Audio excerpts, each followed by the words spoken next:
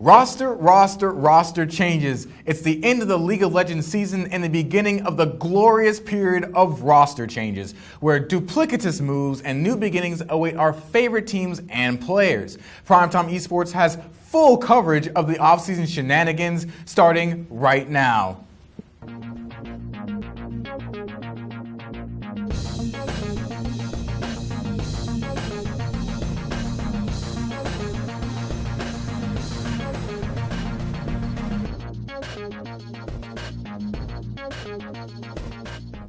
Welcome to PrimeTime Sports. I am your host, Cole Perch Gibson, and also a very big welcome to the start of the off-season. Today we plan to talk about the many rumors buzzing in league airspace, but first, let me give you a rundown of what we have so far, as it seems like the usually ironclad rumor mill that league is accustomed to has already begun to spring some leaks. First up, Immortals, the team that went 17-1 in both splits of the NALCS despite not making it to Worlds, declined their invite to IEM Oakland after team manager Noah Winston cited a need to address in-house management for the upcoming season. However, recent leaks from the Twitter account of ex-teammate Liquid player Chai Piglet Guangjin says this is not the case, and it seems that all of the Immortal players will be leaving the team to find greener pastures. But wait, there's more. According to the leaks, Joshua Dardoch Hartnett will be returning to Team Liquid, while Hyo, Hooney Sunghoon, and Kim Rainover Yujin may be heading to Liquid as well, except with Rainover moving to AD carry and Hooney to the mid lane. Eugene Pobelter Park could also be moving to Liquid, but this depends on Rainover and the condition of Liquid's bot lane. Another option noted in the leaks is the possibility of Rainover and Hooney returning to Fnatic, but that possibility depends on if Fnatic gets a new mid laner. Sorry, Febby. The next interesting revelation is that Song, Smeb, Kyung Ho, and Rainover may have joined Liquid as a duo. However, the ESPN article hinting at the Rox Tigers dismantling destroyed the deal as it prompted Smeb to stay with Rox. At the end of the leaks, it stated that Andy Smoothie Ta will be dropped by Cloud9, and also that despite offering him $10,000 a month, Piglet has rejected multiple offers from Paris Saint-Germain. It seems that is a fish Yellowstar cannot catch. In other roster change news, a shakeup in China as EDG's star AD carry Kim Def Hyuk-kyu and mid laner Hyo Pan Won-suk both decide to depart back to Korea. Def specifically cited his growing fatigue, stating in an article that he doesn't think, as I wait for it a little bit right here, as he doesn't think that he has a lot of time in which he can perform well, and he wishes to return to Korea where he has a higher chance of winning Worlds. In Europe, Orlean have lost two of their most consistent players and two veterans of the European League of Legends scene, Paul Soaz Boyer and Maurice Amazing Schnuckensnyder, as both parties agreed not to have their contracts renewed. Now let's bring it back to the desk where I am once again sitting with Mohammed Bin Jadlan and Andy Jesperson. Gentlemen, how are you today? Good. Thanks for having us. Doing pretty well. That's good. Now, let's dive right into the action of the roster changes. As we see, Team Liquid, a lot of big acquisitions, but I want to target one in particular, Dardoch, a player who many have seen as toxic and who we all thought Team Liquid got rid of because of that toxic nature, coming back to the team possibly. Now, let's remember that all these roster changes are speculations, as Piglet's account was hacked. But if it is true, then that means that a player that they got rid of because of his toxicity is now coming back to the team. Well, see, if I'm Team Liquid, I don't make this move. In League of Legends right now, it's getting harder for individuals to carry the game, as that's been shown. The better team is winning, not the better team with the best player. And with that in mind, you think of Dardoch, he is a star player. He is this kind of hometown hero, that NA talent that we were looking for. But then he's got all these attitude issues and these meshing issues with, as shown in the Breaking Point movie by Team Liquid. And in my opinion, it's not worth the risk to bring that back. Obviously, it will be a healthier environment, hopefully, without Loco and with Piglet gone. And so, that being said, I still don't think that Dardoch will be able to turn his attitude around. Mohammed? I think that Dardoch, being a native NA talent, really brings a lot of value to the whole situation, really, because normally when you're looking at players, you have to assess whether they're worth the spot that they're taking up. As far as Dardoch is concerned, he is from NA, so he frees up an important import slot for the team. He's also a very, very talented player in relation to his fellow NA brethren. So that being said, a lot of the personality issues that he's had that kind of been exposed during the TL documentary Breaking Point, I think will get fixed over time because he's a relatively young player. And I can think one can say that now that Loco Doco isn't the coach anymore and they have a more accommodating coach, I guess you can say, from, as you saw from the Breaking Point in David Lim, that Dardoch can come back into a familiar setting with Lorelo and the other team members and flourish because he doesn't have that point of conflict. Well, and as you mentioned, Hooney and Rainover may end up on the team, and if that's true, Hooney is another one of these big personalities who demands the resources, and assuming that Dardoch has not changed one bit, which I don't think is the case, but assuming he hasn't changed enough, I think that him and Hooney will clash together. Let's move on. You mentioned Hooney and Rainover. Now, they said that they may be going back to Fnatic in those leaks, but at the same time, at different roles. What does this mean for Fnatic and for the rest of the league if we see Rainover at AD carry and Hooney at mid? Do you think they're going to be a tear, or is it going to be a flop? To me, mid lane is a perfect fit for Hooney. I mean, he's a player who loves to play aggressively. He likes to play high damage champions, high risk, high reward. And top lane has been, kind of goes up and down between that. Sometimes it's a tank meta, and you're going to switch between those metas. And so to see the most consistency out of him, I think you're going to find that in a mid lane where even control mages, even a control mage-centric meta will allow for some sort of aggressive play that would reward a player like him. In my opinion, Rainover really, I have zero experience watching him play AD carry, so I really can't speculate on that. But just knowing that AD carry is a role that typically involves less communication and more mechanics, I wouldn't really see him being a great fit there. So in my opinion, it's weird, but I guess we'll just have to wait and see. I think it's weird too. Not necessarily the Hooney aspect. Hooney going to the mid lane is more of a natural inclination for him, I think, because given his history, he was originally a mid laner and then he transitioned to the top lane, which is where we mostly know him. But as far as Rainover is considered, his history indicates that it is a new role for him to go to AD carry. I don't know how much he's been practicing in the role. And how much talent he has in that given area. ADC is more of a niche role. You don't really see people transferring in and out of that position. So only time will tell for Rainover. Right. And all we can do is hope he doesn't go from Rainover back to game over, as he was known in Korea. So speaking of game over, Mohammed, what does this mean if they don't succeed at these? What if they fail at mid ADC? Where do they go from there? Do you think people will still try and pick them up as top and jungle, or do you think by that time it's too late, the mechanics might be gone, and they're just not the same players? I think it depends on the players. So as far as Hooney and Rainover, it seems like they're experimenting, basically, with the role swap situation. But I don't think that it's going to put them in any danger, given their history as a duo, from going undefeated on Fnatic for 2 splits, and then going straight to Immortals, and almost being undefeated in the regular season on both splits on that team as well. But the results on Immortals are more of a sort of up in the air because of them not really being able to be clutch when it came to be important. But I don't think the role swap, if it does turn out negatively, you'll most likely see them in their traditional roles the next split. All right, so I'm going to transition over to another topic that was expressed in leaks, and that the fact that Piglet turned down $10,000 a month, and that's more money than I can even think of to use.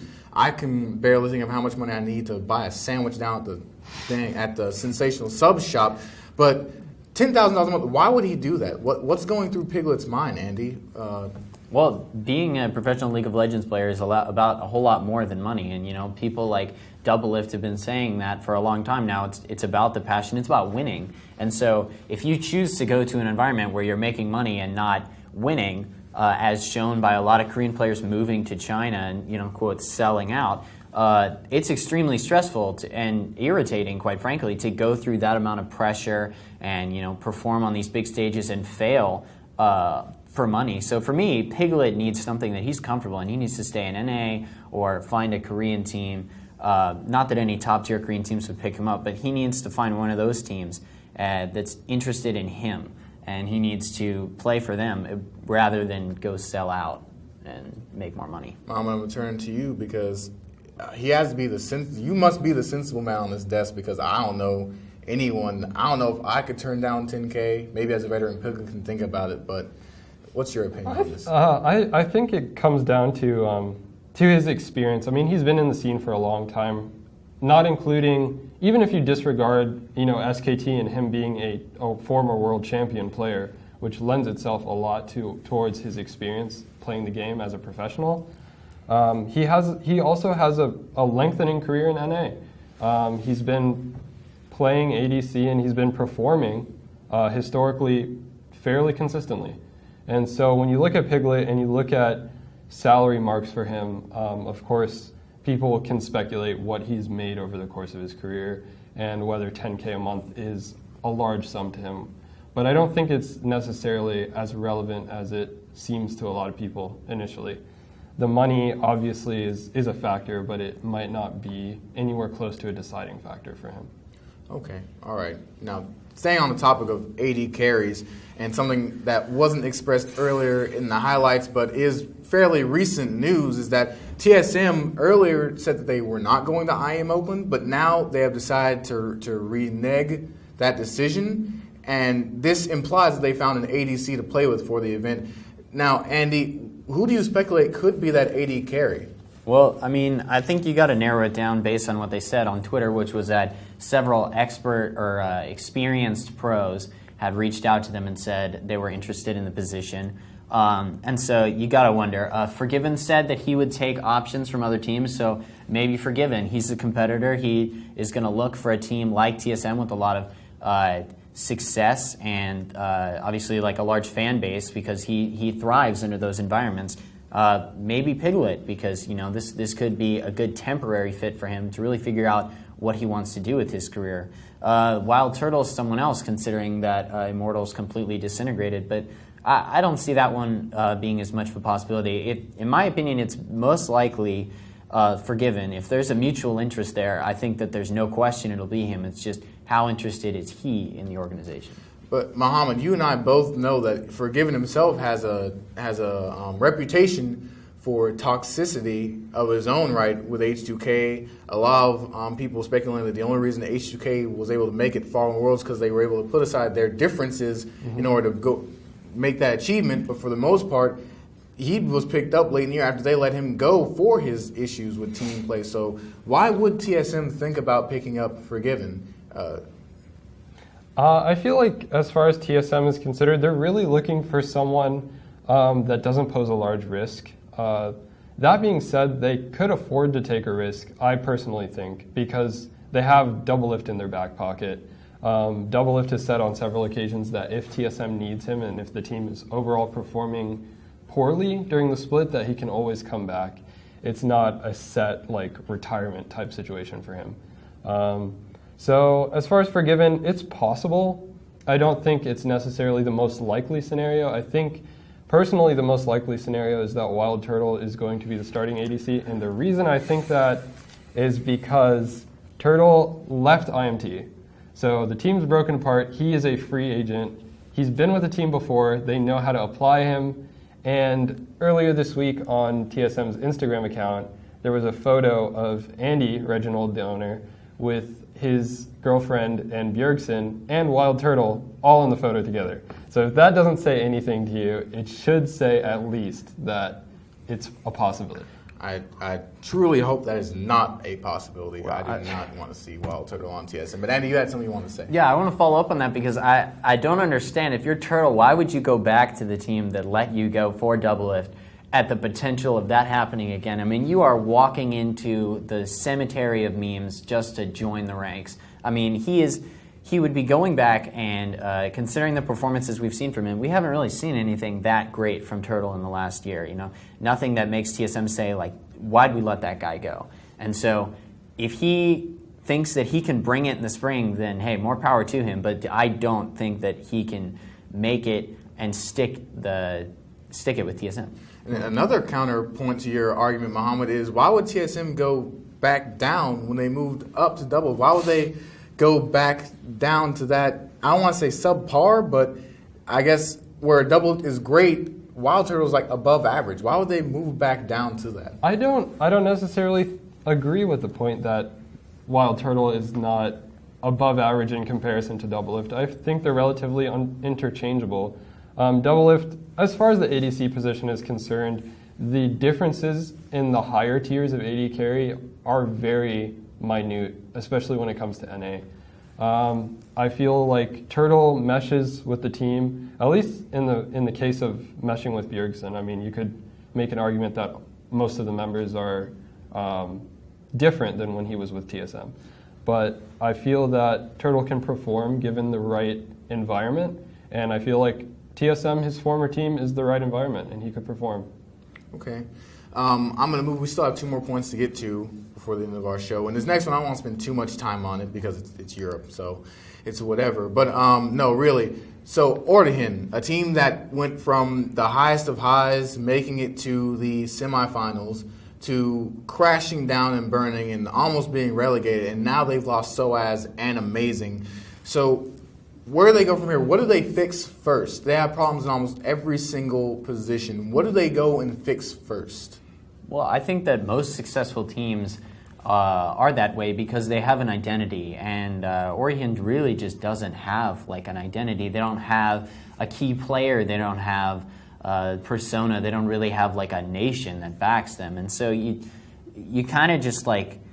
You don't really hear about like Origin fans, it's not really a thing. It's like there are Fnatic fans and stuff, but they're lacking that specific uniqueness that really makes them desirable. And where do they go from here? I mean, obviously they need results now, and you can't really afford to quote unquote rebuild like major sports teams can. But I think that you start from someone, maybe a challenger AD carry or a top laner, a jungler, and you build up, something like that. Mohammed? I feel like the team has been having a lot of struggles ever since the initial leaving of like Niels and sort of their bot lane talent. Niels and Mithy, must have been a huge hit for that team, and I can't imagine it's getting any better for them. I mean, given the circumstances, given their relatively lackluster performance in Europe lately, the team needs to do an overhaul. That's what they need. They need to look at every single role and question whether that is what they want to keep. Because at least if you overhaul the team, you have a good chance of getting a roster that meshes well together. Whereas if you keep some of the players that you have, then you're really sort of gambling on getting talent that is both good enough to get you a top spot, or at least secure you as far as LCS is concerned. But I just think that the team needs an overhaul, to put it frankly. Okay. We're going to move on to our last point, which is talking about, I want to say, the Korean re-exodus. Deft and Pon moving back to Korea from China. Remember back when Deft moved to China a couple years back, money was definitely a factor. But now he's saying he's getting a little bit tired. Doesn't know how long he'll be able to perform. Only wants to win a Worlds before he is done. So where do you think that they will go, and who do you think benefits the most if they decide to pick their team out of the Korean teams there? I mean, in my opinion, maybe KT. I definitely think that Deft is a better player than Arrow, and that he showed that even with a poor Worlds performance. Just the history and the legacy behind Deft. You gotta. If KT has any desire for a guy like that, I think he would fit great there. And I think Pawn is a better player than Fly. I think that if those two went together, they could form a different style of team that would really highlight those two specifically. And another thing, Mohammed, before I let you have your point, is that we also have to take into consideration Pon's back issues that he struggled with all last year. How do you also think that might play into what teams decide to give them a look? Because it seems like they're not going without the other, one with the other. But what teams will give them a look when Pon seems to be in such an unhealthy condition? So there's a couple of factors that we need to sort of address before going on to like what teams they could theoretically join. One is that Pon is leaving EDG before Deft is. So he's leaving. He was scheduled to leave during this month of November, Pawn, and that gives him more time sort of to be assessed by the other teams and whether he's going to get picked up or not. That's still left in the air. I don't know if the two of them have like a package deal sort of scenario, but Deft is staying with EDG for at least one more tournament before the preseason ends. So those factors in mind, I feel like Pawn should be fine. His back problems were a big issue during the past season. We heard a lot about him like having difficulty, but from what I've heard in interviews lately, his back problems are getting much better. He's not in as much pain anymore, so I think he'll be able to perform. And that's a factor that a lot of the Korean teams will also have in mind when they're looking to pick up these two. Interesting conversation, gentlemen. But that will wrap up our show for today. Now, remember, we will be bringing you many more roster changes as the offseason continues. And next week, we will also highlight our first impressions of patch 6.22, the first off-season patch. Now, once again, I'm Cole Gibson. This is Andy Jesperson and Mohammed Bin Jalan. See you next week.